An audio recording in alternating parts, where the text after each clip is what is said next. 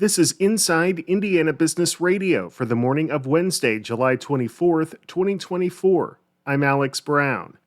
Vincennes University cut the ribbon Tuesday on a new facility designed to enhance access to STEM education in Indiana. President Chuck Johnson said the Design and Innovation Training Studio provides a space to bring more teachers on board to the statewide network of studios meant to introduce K-12 students to available career opportunities and the skills they would need in advanced manufacturing. This is a training studio that will work with the educators to help them be able to have the skills to be able to be the Design and Innovation Studio teachers for their schools. Nearly half of the network's 101 design and innovation studios are in Southwest Indiana. South Bend-based AM General is delaying the delivery of its first Joint Light Tactical Vehicles, or JLTVs, to the U.S. Army by 6 months. A military spokesperson confirmed to IIB the delay is being attributed to challenges for AM General related to sourcing directed parts, intellectual property, tooling, and part qualification. AM General was tapped to produce the next generation JLTVs last year after receiving an initial $230 million contract from the U.S. Department of Defense. TWG Development has broken ground on a 120-unit apartment complex in Muncie that is among the first projects statewide to be awarded a new state tax credit to develop low-income housing. Called Kilgore Place, the $27 million complex will feature a mix of income-based and market-rate units.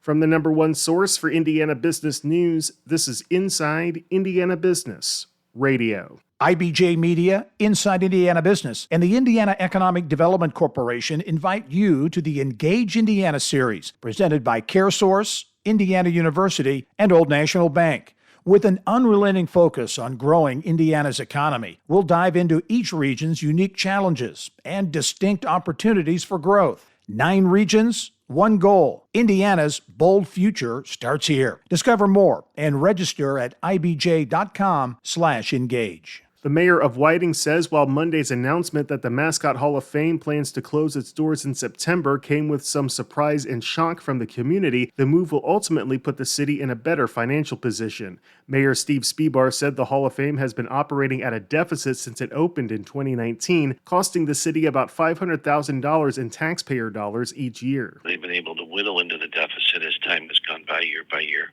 and I'm sure they would have done continued improvement.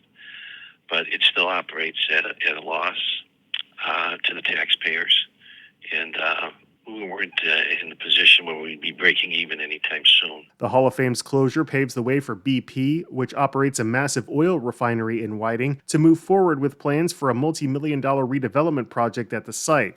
BP plans to acquire 41 parcels of land for $18 million, though a purchase agreement is still in the works. Closing the fiscal year this week, Indiana budget leaders say the state government's finances are in a healthy spot despite posting its lowest reserves since the pandemic, an issue exacerbated by a $1 billion Medicaid shortfall discovered last December.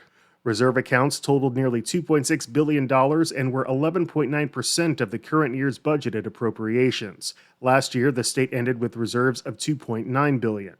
At the fiscal year-end presentation at the State House, Office of Management and Budget Director Chris Johnston said budget dips are not an immediate worry but should be monitored.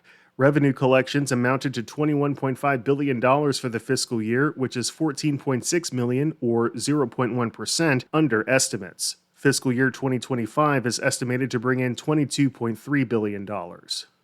Longtime broadcaster Betsy Ross is this week's guest on the Business and Beyond podcast with Gary Dick, presented by PNC, a weekly conversation with high-profile Hoosiers in business, sports and entertainment, and beyond. Available now from your favorite podcast provider. I'm Alex Brown for Inside Indiana Business Radio on Demand.